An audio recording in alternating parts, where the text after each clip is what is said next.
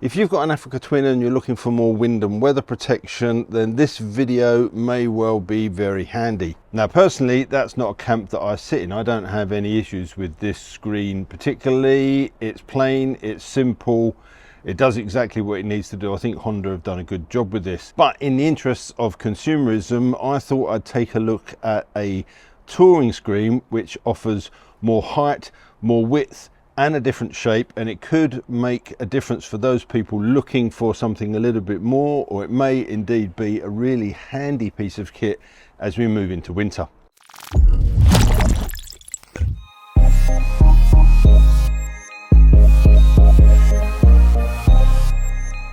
The screen that I'm going to try out is this, the Givi touring screen for the Africa Twin CRF 1100. It's the D1178ST. It's 5 centimeters taller than the standard screen. It's got a kick out at the front, it's slightly wider, and it's got some little wings here. So we'll have a look at that in a little bit more closer detail once it's on the bike. But I'm just going to have a look to see how much difference this makes, both to the wind and weather protection, but also to vision and overall comfort. So this is the standard screen in its lowest position and the standard screen in its highest position. Now I'm not going to insult your intelligence and do a fitting video, because it is literally undo 6 bolts, put the same 6 bolts back in on the new screen. So this is the new screen in its lowest position and the new screen in its highest position. Let's just see those side by side.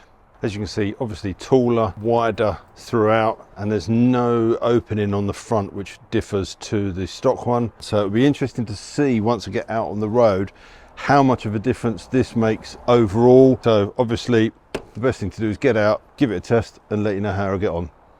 Right, so let's get those first impressions from the cockpit. And the first thing that you notice is it's big. Boy, it's big. Compared to the stock one, it's a huge change. This is in its lowest position, and it's kind of roughly about the same height as the standard screen in its highest position, maybe a fraction higher, but obviously the main screen is only about this wide here, so you've got all this extra at the side, plus you've got the little lips and the push forward in the screen at the top. What you do notice is definitely a change in the air. I can feel it on my forearms, but I'm not getting it on my shoulders. I'm not getting any around my head. If I put my hand there, yeah, no wind here, no wind here. There I can feel it on my glove. There I can feel it on my glove. That's gone.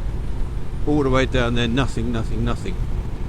And then to the side, out here. So it's outside my shoulder before I'm feeling it. So it does actually a very good job at pushing the wind away. It does create this little pocket of still air.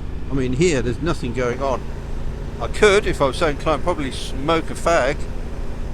For our American viewers, I mean a cigarette here without any issues. I can ride at motorway speed with my visor up. So in terms of protection from the wind, it's really good. It does exactly what you'd expect it to do and what you'd want it to do. We've got to talk about vision, because that's an important thing, and it is a tall screen. So whereas the stock screen, I look over it in its lowest position, and to a certain extent I'm kind of on par of looking just over it, or maybe just the top of the screen in my eye line at its highest position. With this, in my natural seating position on this bike, and I'm 5'10", my eye line is kind of through the top of that there. That's not bugging me, that's not getting in my way, but my vision isn't over the top there, it is through here. And at the moment, with a brand new screen that's clean, there's no problem with that. I've got no distortion. I am getting a bit of reflection from the tank, but it's not putting me off. And actually in bends I'm looking round over that corner, so I've not got the screen in front of me. So overall vision is good. I don't have an issue with it. I am looking through the screen rather than over it. As I say, that's fine when it's like this. We'll wait to see what it's like in the rain, as the rain builds up on that screen, whether that actually hinders your vision or not. But so far, in its lowest position, all good. Now I would argue with this screen you could fit and forget, as in leave it in its lowest position, and that's going to give you all the protection you would possibly need. But of course this screen is adjustable, so I'm going to put it into its highest position and we'll see what difference that makes. Okay, so let's put it into its highest position. There we go. Okay, so yeah, very tall, way above my head. I am looking straight through the centre of the screen. It'd be interesting to see what effect these have now these are higher. Okay, so straight away I can notice quite a difference. Even at 40 miles an hour I can feel the wind up my arm as usual. I've got a tiny little bit on my shoulder here. I mean, in terms of wind protection from the side, there I'm getting it on my hand, there I'm getting it on my hand, above me, well, I'm all the way up there before I'm getting anything on my hand. So for me it creates an even bigger pocket around here, and if you're a taller rider, yeah, I think you've got plenty of room in terms of the height of this to keep you well covered. Oh, out of the way, birds. But as you'd expect, I am fully looking through this now, and if I lift my visor, then yeah, 50, 60 miles an hour, there's absolutely nothing going on here in front of my face. Does a perfect job of that. In its highest position, it is a little bit of a sail on the front here. I'm not getting any kind of feeling of buffeting or movement from the screen itself on the bike. Admittedly, I've only been doing a maximum 60 miles an hour through here, so I will get out on the bigger roads to test it. One thing I have to consider are windy conditions. So if we've got a kind of heavy crosswind, what effect that screen has on that. Is it going to catch that? Is that going to start buffeting the bars and doing all that kind of stuff? I can only test that when I've got the weather. Today it's grey and a little bit chilly, but it's pretty calm. So bizarrely, for the purpose of this video, I've got to wish for some rain and for some strong winds. It's something that most bikers don't generally do. That's the bit I struggle with screens like this. I know exactly what they are designed to do, and this one seems to do it very well. But you have to set aside how they look. And I know aesthetics aren't necessarily important. This is a practical piece of kit.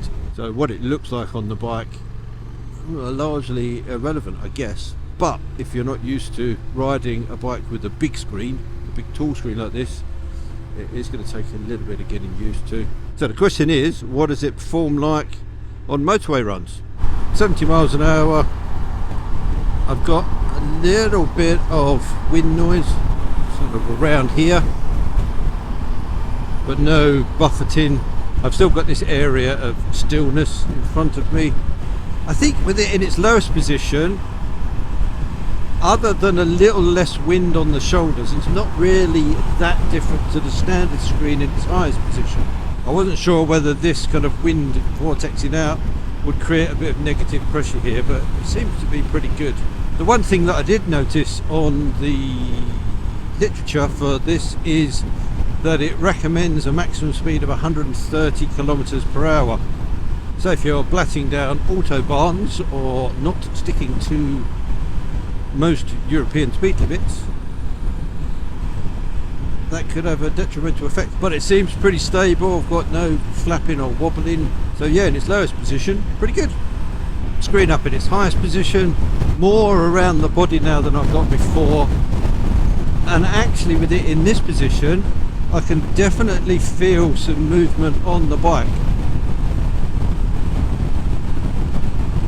I've obviously got some dirty air from the van in front. There's no buffeting on me particularly, but I can certainly feel the buffeting through the bars on the front end. Wasn't noticeable at all in the lower position. In the higher position, definitely is a little bit of movement here. And that's interesting. That would lead me to, if I'm using this, only put it in its highest position when I'm on smaller, slower roads and it's raining, I would suggest. So here we go, always wanting to go the full 9 yards for you.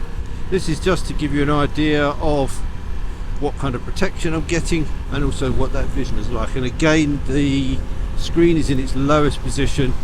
I think I might as well just leave it in this position for this test. I don't really need to go higher. So I'm sitting behind the traffic to get some spray as well, to try to amplify that. And in that lower position, not really getting very much hitting me here. It is offering me that protection. My chest looks and feels relatively dry compared to the rest of me. And the reason that I came out at this sort of time, as we're heading towards dusk, was to see what the visibility was like. And looking through the screen, it's not too bad. But it's that toss-up, because if I'm behind the screen's getting covered, the wind tends to blow that off and keep that relatively clear, but I'm not getting much on my visor.